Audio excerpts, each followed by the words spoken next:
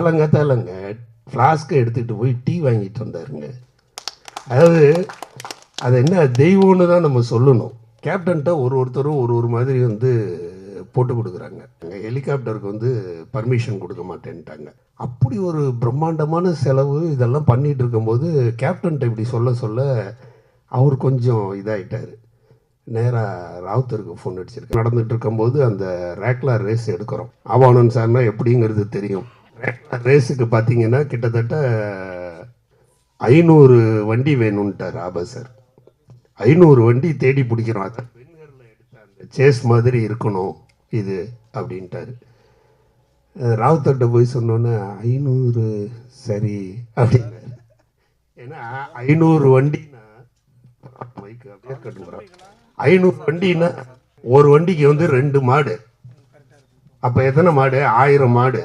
ஒரு வண்டியில் 2 பேர் உட்காரணுன்னுட்டாரு. ஏன்னா கேப்டனை தனியாக நம்ம ஓட்ட விடக்கூடாது. இவனு எல்லாரும் சைடில் வந்து இடிக்கிற மாதிரி வராங்க. ஒரு வண்டியில் 2 பேர்.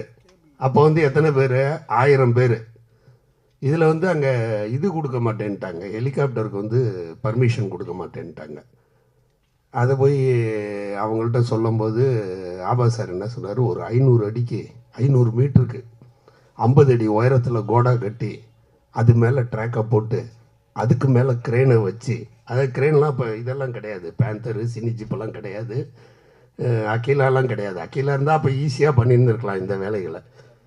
ஆமாம், வச்சு அதில் கேமரா வச்சு சரவணன் சிரிக்கிறான். அப்போ வந்து கேமரா அசிஸ்டண்ட்டாக ஒர்க் பண்ணால் அதில் வச்சு எடுக்கணுன்ட்டார் ஆபா சார்.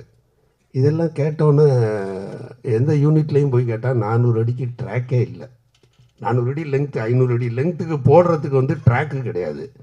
எல்லா யூனிட்டுக்கும் நாங்கள் போய் ஒரு யூனிட்லேயும் கேட்போம், சார் ட்ராக்கு கொடுப்பீங்களா? ட்ராக் மட்டும் ஒரு யூனிட்டில் எப்படி கொடுப்போம்? அப்போ எல்லோரும் வந்து என்னடா பண்ணுறாங்கன்ற மாதிரி 500 அடிக்கும் லெங்க்த்துக்கு ட்ராக் வாங்கி போட்டு அதை எடுத்துக்கிட்டு எனக்கு நல்ல நினைவு இருக்குது. நான் பேரெலாம் சொல்ல விரும்பலை. கேப்டன்கிட்ட ஒருத்தரும் ஒரு மாதிரி வந்து போட்டு கொடுக்குறாங்க. அதாவது இது அவ்வளோதான், இது வந்து நீ இந்த படம், இது உன்னோட இந்த படத்துக்கு காசு, இது அந்த படத்துக்கு காசுன்னு. இவருக்கு வந்து பார்க்குறாரு அந்த 500 மாடையும் அங்கேயே வச்சு மெயின்டைன் பண்ணணும், 500 வண்டி ஓட்டுறவனையும் மெயின்டைன் பண்ணணும், மாட்டுக்கு வைக்க போர் வாங்கி போட்டு மாட்டுக்கு கழனி தண்ணி கொடுத்து இப்படி வந்து அங்கே போயிட்டுருக்கு வேலை. 7 சினிமாஸ்கோப் கேமரா அப்போ இருந்ததே அவ்வளோதான். 7 சினிமாஸ்கோப் கேமரா, இதுக்கு ஜீப்பு, எல்லா ஐட்டங்களும். அந்த செலவுக்காக நான் வர்றேன். அப்படி ஒரு பிரம்மாண்டமான செலவு இதெல்லாம் பண்ணிகிட்டு இருக்கும்போது கேப்டன்கிட்ட இப்படி சொல்ல அவர் கொஞ்சம் இதாகிட்டார். நேராக ராவுத்தருக்கு ஃபோன் அடிச்சிருக்காரு. என்னடா அது எல்லோரும் இப்படி சொல்கிறாங்க, இது அதெல்லாம் நீ எதையும் கேட்காத, அந்த பிள்ளைங்கன்னு தான் சொல்லுவார் எங்கள் எல்லாரையும். அதாவது இன்றைக்கி வரைக்கும் அவருக்கு நம்ம மேலாம் நம்ம டிஎஃப்டி மேலே எவ்வளோ பாசம் வச்சுருக்காருங்கிறதுக்கு சொல்கிறேன். ராவுத்தர் சொன்ன ஒரே வார்த்தை, அந்த பிள்ளைங்க என்ன சொல்லுதோ அதை செஞ்சுட்டு வா, காசை பற்றி நீ ஏன் யோசிக்கிற, காசை நான் பார்த்துக்கிறேன்ட்டார். இவர் வந்து கேப்டன் வந்து கோச்சிட்டார் ஆபா சாருக்கும் கேப்டனுக்கும் வரும் பாருங்க அந்த சண்டைகள், புருஷன் பொண்டாட்டி சண்டையாட்டம் இருக்கும். நிஜமாக நிறைய அவர் அதெல்லாம் நம்ம ஒரு நாள் தனியாக உட்காந்து பேசுவோம். அப்படி வந்து 2 பேரும் சண்டை போடுவாங்க. இவங்க சண்டை போட்டாங்களானே தெரியாது. அடுத்த நிமிஷம் 2 பேரும் சேர்ந்து பேசிகிட்டு இருப்பாங்க, இது பண்ணிகிட்டு இருப்பாங்க. இவர் பயங்கர பிடிவாதம் ஆபா சார். நான் சொன்ன இதுதான் வேணும் அப்படின்வார். ஒன்று நீங்கள் செய்கிறீங்களா, இல்லை டூப் போட்டு எடுக்கட்டுமா, இல்லை நான் செய்யட்டுமான்னுவார். அந்த மாதிரி நிகழ்வுகள்லாம் நடந்திருக்குது நிறையா. அப்படி வந்து கேப்டன்கிட்ட சொன்னோன்னே கேப்டன் வந்து என்கிட்ட கேட்குறாரு, என்ன ராவுத்தருக்கு ஃபோன் பண்ணிங்களா? ஏன்னா ராவுத்தர் உடனே அவருக்கு ஃபோன் பண்ணி சொல்லியிருக்காரு, அந்த பிள்ளைங்க என்ன செய்தோ அதை செஞ்சுட்டு வா, நீ எதையும் கேட்காத. நீ எப்படி ஒரு நட்பு, எப்படி ஒரு அண்டர்ஸ்டாண்டிங் பாருங்கள் அவங்க 2 பேருக்கு இடையில். இது அத்தனையும் கேப்டனுக்கு நம்ம மேலே மிகப்பெரிய நம்பிக்கையை ஏற்படுத்தியது ஆபா சார் செஞ்ச அந்த மர்டர் கொன்ற அந்த 10 நிமிட படம். திரைப்படக் கல்லூரியில் அப்போயே அவர் பல திட்டங்களோடு வந்திருந்தார். சினிமாஸ்கோப்பில் தான் நான் இதை பண்ணுவேன்னாரு. இங்கே சினிமாஸ்கோப் கிடையாது, நம்ம ஒரு டூப் பிரிண்ட்டு போட்டு வெளியில் எடுத்துகிட்டு போய் சினிமாஸ்கோப் பண்ணுவோன்னாரு. அந்த அளவுக்கு வந்து அதாவது என்னென்னா இந்த திரைப்படக் கல்லூரியில் முன்னுக்கு கொண்டு வந்துடணும் அப்படிங்கிறதுல அவர் வச்சிருந்த அந்த எண்ணத்துக்கு முழு துணையாக நின்றவர் நம்ம கேப்டன் விஜயகாந்த் அவர்கள்.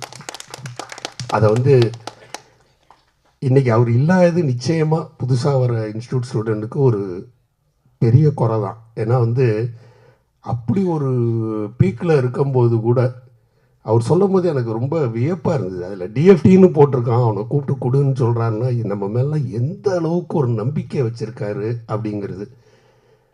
அவர் அதனால தான் வந்து நம்ம படங்கள் பண்ணும்போது மாத்திரம் வந்து கூட வந்து உட்காந்து பார்ப்பார் என்ன பண்ணுறாங்கன்னு. ஃபைட் சீன்ஸு, நான் கேப்டனை பற்றி பேசணுன்னா நிறையா பேசிக்கிட்டே போகலாம். ஒரே ஒரு நிகழ்ச்சி எனக்கு மனசுக்கு வந்தது, அதனால் சொல்கிறேன். அவருக்கு இந்த ஃபைட்டை எடிட் பண்ணி பார்க்கணுன்னா ரொம்ப ஆசை.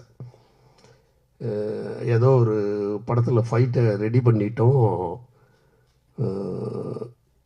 ஆபா சார் ஊரில் இல்லை, குமாரபாளையம் போயிட்டார் அவங்க ஊருக்கு. அவங்க ஊருக்கும் அவர் எதுக்கு போவார்? அங்கேருந்து ஏதாவது படத்துக்காக காசு வாங்கியிருப்போம். இன்றைக்கி மீட்டிங்னு வேறு. நான் சொல்லுவேன், இப்போ கட்சிகள் கூட இவ்வளோ மீட்டிங் போடுறோம் இல்லை சின்ன, நீங்கள் தான் மீட்டிங் ஜாஸ்தியாக அட்டன் பண்ணுறீங்கன்னு. அந்த மாதிரி திரைப்படம் தான் எல்லாருக்குமே, வாழ்க்கையே வந்து சினிமா தான் எல்லாருக்கும். அதுக்கு தலைவர் வந்து ஆபா சார். அது ஒரு தடவை உண்மையிலே ஒருத்தர் வந்து ஆபா சார் ஆஃபீஸுக்கு வந்து அவர் கேட்டார், இங்கே என்ன மெஸ்ஸு நடத்துகிறீங்களா அப்படின்னாரு. இத்தனை பேர் வந்து சாப்பிட்டு போகிறாங்களேன்னு.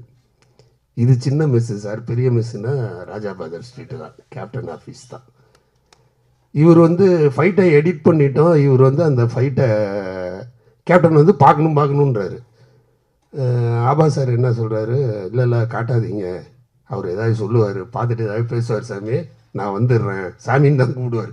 அவர் ஏதாவது பேசுவார், சாமி நான் வந்துடுறேன், வர வரைக்கும் கட்ட. இவர் நான் பார்த்தே ஆகணுன்றாரு.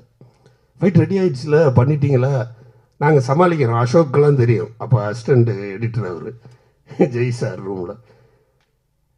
எங்களுக்கு என்ன சொல்கிறேன்னு தெரியல. இவர் அத்தனை தடவை கேப்டன் கேட்டோன்னே நான் என்ன சொல்லிட்டேன், கேப்டன் மத்தியானத்துலேருந்து கரண்ட் இல்லை கேப்டன், பண்ண முடியல, சாயந்தரம் கரண்ட் வந்துடும் சொல்லியிருக்கானோ, வந்தோன்னே நாங்கள் பண்ணிடுறேன்னா இவர் சாயந்தரம் வந்துடுறேன்ட்டார் ஆபா சார். வேறு வழியே இல்லை. இவர்கிட்டையும் நான் பதில் சொல்ல முடியாது, அவர்கிட்டையும் பதில் சொல்ல முடியாது. இவர் நண்பர்னா அவர் அண்ணன் மாதிரி கண்டிப்பாக கேட்பார். இவர் என்ன பண்ணிட்டாரு, நேராக வந்து ஈபிக்கு போய் கேட்டார், எத்தனை மணிக்கு கரண்ட்டு கட்டானதுன்னு. பாருங்க அவருடைய ஆசையை பாருங்க, எத்தனை மணிக்கு கரண்ட்டு கட்டானதுன்னு. கரண்ட்டு எங்கெங்க கட்டானது, கரண்ட்டே கட்டாகலையே அப்படின்ட்டான். நேராக வந்தார், பார்த்தாரு, ஃபைட்லாம் முடிச்சிட்டிங்க, ஆபா சார் வரணும்னு நீங்கள் வச்சுருக்கீங்க அதானே அப்படின்னாரு. இல்லை கேப்டன், இவருக்கு எப்படா தெரியும்னு எனக்கு பயம் வந்துடுச்சு. அது இல்லை கேப்டன், இது எப்போ கரண்ட்டு கட்டானது, இல்லை மத்தியானத்துலேருந்து, எனக்கு சொல்ல வரல, என்ன சொல்கிறது, நான் தான் பதில் சொல்கிற சூழலில் இருக்கேன். இல்லை மத்தியானத்துலேருந்து கேப்டன் வரீங்களா என்னோட, இப்போ தான் ஈபியில் விசாரிச்சுட்டு வரேன் அப்படின்னாரு. ஐயோ என்னடா சொல்கிறேன்னு. அப்புறம் என்ன சொல்கிறாரு உடனே, நான் இந்த ஃபைட்டே இனிமேல் பார்க்க மாட்டேன், வேண்டாம், நீங்கள் ஆபாவுக்கே காட்டுங்க, ஆபா சரியே முடிவு பண்ணிட்டேன். நான் வந்து அதில் கட் பண்ணுறதுக்காக கேட்கல, நான் ஆசைக்காக பார்க்கணுன்னு. காட்ட மாட்டேன்ட்டிங்களா, நான் பார்க்க மாட்டேன்ட்டார். உடன்மனில் தான் அந்த ஃபைட்டு. கிளம்பி போயிட்டார் கோவத்தில். சாயந்தரம் பார்த்தா ஆபா சார் வரும்போது அவரும் சேர்ந்து வர்றாரு. இது என்னன்னு சொல்லுவீங்க அவரை? ரெண்டு பேரும் சேர்ந்து வந்து அந்த ஃபைட்டை கேப்டனுடைய கோவங்கிறது அப்படி தான். அவர் கட்சி ஆரம்பித்த போய் கூட நிறையா பத்திரிகைகள் ஊடகங்கள்லாம் வந்ததுங்களா இல்லையா, கேப்டன் அடிக்கிறாரு, கோவப்படுறாரு அப்படின்லாம். அவர் அதுக்கு வந்து பதில் ஒரு அருமையான ஒரு பதிலை சொன்னார். கேப்டன் என்ன அடித்தாருன்னு அடி வாங்கினவன் யாராவது வந்து உங்கள்கிட்ட சொல்லியிருக்கானான்னு கேட்டார். கேப்டன் என்ன அடித்தார், கேப்டன் என்கிட்ட கோவப்பட்டார், கேப்டன் என்ன அரைஞ்சார், கேப்டன் என்ன திட்டினாருன்னு அதில் சம்மந்தப்பட்டவன் வந்து உங்கள்கிட்ட சொன்னானா? எல்லாருமே ஷாக் ஆகிட்டாங்க. இல்லை அப்படின்னாங்க. சொல்ல மாட்டான், ஏன்னா என் குடும்பத்தில் என் தம்பியை நான் அடிப்பேன், என் பிள்ளைய நான் அடிப்பேன், அவன் வந்து உங்கள்கிட்ட சொல்ல மாட்டான் அப்படின்னு. அப்படி தான் நம்ம எல்லாரையுமே அவர் மதித்தார் கடைசி வரைக்கும். கஷ்டமாக இருக்குது இதெல்லாம் சொல்கிறதுக்கு, கஷ்டமாக இருக்கு. கேப்டனை பற்றி நிறையா சொல்லலாம். ஆனால் நம்ம திரைப்படக் கல்லூரிக்கு இன்றைக்கி முழுக்க அந்த, ஏன்னா அவ்வளோ ஒரு பெரிய கதாநாயகன். 56வது படம் அவரோட படம். ஊமை விழிகள் வந்து அவரோட 56வது படம். அதுக்கு அப்போ வந்து அவர் சொந்த படம் எடுக்கலான்னு முடிவு பண்ணுறாங்க. அப்போ வந்து நமக்கு முன்னாடி வந்து ஒரு 56 இயக்குநர்களுக்கு மேலே வந்து அவர் ஒர்க் பண்ணிட்டார். சொந்த படம் எடுக்கலான்னு முதல்ல நம்ம பிள்ளைங்களுக்கு கொடுப்போம்னு சொன்னார் சார். அது வந்து சொந்த படம் நம்ம பிள்ளைங்களுக்கு தான் கொடுக்கணும், அவங்க தான் பண்ணணும் அப்படின்னு ராவுத்தரும் அதில் ஸ்ட்ராங்காக நின்னார். ரொம்ப ஒரு என்ன சொல்கிறது, அதாவது அவருக்கு பிடிக்கிற வரைக்கும் தான் நம்ம. உங்களை அவருக்கு பிடிச்சிருச்சுன்னா நீங்கள் எங்கே இருந்தாலும் கூப்பிட்டு வந்து பண்ண சொல்லுவார். அவருடைய பல படங்களில் வந்து கூப்பிட்டு பண்ண சொல்லுவார். இந்த இதை வந்து அது இன்ஸ்டியூட்டு இதனாலே வந்து அப்படி ஒரு உணர்வு. அதாவது நீங்கள் ஒரு படம் பண்ணும்போது என்னை கூப்பிட்டீங்கன்னா நான் வந்து எடுப்பேன். ஆபா சார் கடைசி வரைக்கும் செந்தூரப்புலாம் தேவராஜ் சார் பக்கத்தில் நிற்பார், எனக்கும் ஆபா சாருக்கும் கை கொடுப்பாங்க. சார் அவர் தான் சார் டைரக்டரு, நான் சும்மா சார், நான் அவர் தான் ஃபுல்லாக பண்ணாருன்னு. அந்த அளவுக்கு எதுக்கு சொல்கிறேன்னா, யார் டைரக்டர்னே தெரியாது. இணையர்கள் பற்றி நான் சொல்லக்கூடாது, ஆபா சார் தான் சொல்லணும் யார் டைரக்டர்னு. அந்த மாதிரி அது எல்லாத்தையுமே அவர் ஏற்றுக்கிட்டு பண்ணார். செந்தூரபாய் பண்ணும்போதெல்லாம் சொல்லுவார், எல்லாரும் யாரோ வந்து பண்ணுறீங்க, பேசாமல் இந்த படத்தில் டைரக்டர் விஜயகாந்த்னு போட்டுருங்க. சீரியஸாக அவர் சொன்னது, கேப்டன் சொன்னது, இந்த படத்தில் டைரக்ஷன் விஜயகாந்த்னு போட்டுருங்க அப்படின்னு. அதே மாதிரி என்கேவி சார் வந்து அவருக்கு தமிழ்நாடு அரசோட விருது கிடச்சிருக்கு சிறந்த கேமராமேன்னு. அவர் நம்ம செல்வாவுக்கு ஃபோன் பண்ணி காலங்காத்தால் வந்து, செல்வா உனக்கு சிறந்த கேமராமேன் விருது கிடச்சிருக்கு செல்வா, பார்க்கலையா அப்படின்னாரு. ஒன்றும் புரியல, நாங்கள்லாம் பேப்பரில் தேடுறோம், எங்கே செல்வா சார் உங்கள் பேர் தான் சார் போட்டிருக்கு, அதான் உனக்கு கிடச்சிருக்குன்னு சொன்னேன் அப்படின்னாரு. எந்த அளவு பாருங்கள், அதாவது இன்ஸ்டியூட்டை வந்து இன்னைய இண்டஸ்ட்ரியை பொறுத்த வரைக்கும் ஒரு செல்ல குழந்தையாக தான் எல்லாரும் பார்க்குறாங்க. நீங்கள் அதை மறுபடியும் அதை ப்ரூவ் பண்ணி காட்டணும். நாங்கள் வெற்றியை மட்டும்தான் கொடுப்போம், தோல்விக்கு எங்களுக்கு எந்த தோல்வி இல்லைன்னு நினைக்காதீர்கள்ன்ற மாதிரி சம்மந்தமே இல்லைன்னு சொல்லிடுங்க. அதை ப்ரூவ் பண்ணிகிட்டே வந்தீங்கன்னா. ஆனால் அந்த ஆலமரம் வந்து பலருக்கு நிழல் கொடுத்தாரு விஜயகாந்த் சார். திரைப்படக் கல்லூரி மேலே ஒரு மிகப்பெரிய நம்பிக்கையை ஏற்படுத்தி வச்சுட்டு போயிட்டார். இன்றைக்கி வந்து ஒரு மிகப்பெரிய எந்த ஒரு பெரிய ஆர்டிஸ்ட்டு கூட திரைப்படக் கல்லூரி அப்படின்னா வந்து அதற்கு ஒரு அங்கீகாரம் கொடுக்கறதுக்கு தயாராக இருக்காங்க. அதற்கு வழிவகுத்தவர் கேப்டன் புரட்சி கலைஞர் விஜயகாந்த் அவர்கள். இந்த நேரத்தில் அவரை பற்றி நம்ம நிறைய பேசலாம், இருந்தாலும் அண்ணனை பற்றி ஒரு சின்ன இது சொல்லணுன்னா, ஒரு தடவை வந்து எடிட்டிங்கில் இதே மாதிரி ஃபைட்டு நடந்துகிட்ருக்கும்போது, ஃபைட் நடந்துகிட்ருக்குது, இவர் வேற எங்கேயோ ஒரு ஷூட்டிங்க்கு போயிட்டு வந்து உக்காந்துட்டார். தாயகம்னு நினைக்கிற படம் எடிட் பண்ணிகிட்ருக்கோம், வந்து அப்படியே தூங்கி உழுகுறாரு அவர். ஏன்னா அவர் ஃபைட்டை பார்க்கணுங்கிறது அவ்வளோ ஆசை. நான் ஏற்கனவே சொன்ன கதையிலே பண்ணார் பாருங்க. அந்த மாதிரி ஃபைட்டு எடுத்துட்டாருன்னா காலையில் எடுத்துட்டா சாயந்தரம் பார்க்கணும். இப்போ காட்டலாம், அப்போ வந்து ஃபிலிமில் பண்ணுற காலகட்டம். ஃபைட்டை பார்க்கணுன்னு உக்காந்துருக்காரு. நான் சொன்னேன், கேப்டன் எப்படியும் விடிய ஆகிடும். ஆமாம், நீங்கள் விடிய தான் பண்ணுவீங்க, ஷூட்டிங்கும் அப்படி தான் பண்ணுவீங்க, ஃபைட்டும் அப்படி தான் பண்ணுவீங்க, எடிட்டிங்கும் பகலில் தூங்குறோம் அப்படின்னு பண்ண மாட்டீங்களே அப்படின்ற மாதிரி சொல்லுவார். நான் சொன்னேன், நீ போயிட்டு 5 மணிக்கு வாங்க கேப்டன், பார்க்கலாம். நீங்கள் 5 மணிக்கு, எனக்கு 6 மணிக்கு ஷூட்டிங்னாரு. அப்படி ஷூட்டிங் போகும்போது வந்து நேரம் வந்து ஃபைட்டை பார்த்துட்டு போயிடுங்கன்ட்டு சொன்னபடியே வந்து அந்த ஃபைட்டை எடிட் பண்ணி முடிக்கிறதுக்கு பார்த்திங்கன்னா கிட்டத்தட்ட 3:30-4 மணி ஆயிடுச்சு. எல்லாத்தையும் முடிச்சுட்டு நாங்கள் எல்லோரும் படுத்து தூங்கிட்டோம். ஒரு 5 மணி 5:30 மணி இருக்கும், ஒரு கை தட்டி எழுப்புது. முழிச்சு பார்த்தா கேப்டன் கையில் டீயை நீட்டிகிட்ருக்காரு. இல்லை, இதுக்கு மேலே தான் கதை, இது ஒன்றுமே இல்லை. டீயை நீட்டிகிட்டு இருக்காரு. நான் பார்த்த உடனே நான், என்ன கேப்டன் எதுக்கு வந்து காலங்காத்தால் வீட்லேயும் தொந்தரவு பண்ணி அவங்கள டீ போட சொல்லி எடுத்துகிட்டு வந்துட்டீங்களா, எதுக்கு அப்படின்னு. இல்லை, எல்லாம் உழைச்சிட்டு களைச்சி தூங்குறீங்களா, அதனால எடுத்துகிட்டு வந்தேன் அப்படின்னாரு. சொல்லிவிட்டு வீட்டில் போடல, இந்த எதிரில் தான் கடையில் தான் வாங்கினது அப்படின்னாரு. அவர் வாங்கினதுன்னு சொன்னோன்னு இப்படி திரும்பி பார்க்குறேன், அந்த டீ வாங்கிட்டு வர பையன் படுத்து தூங்கிட்டு இருக்கான். அவன் இன்னும் எந்திரிக்க கூட இல்லை.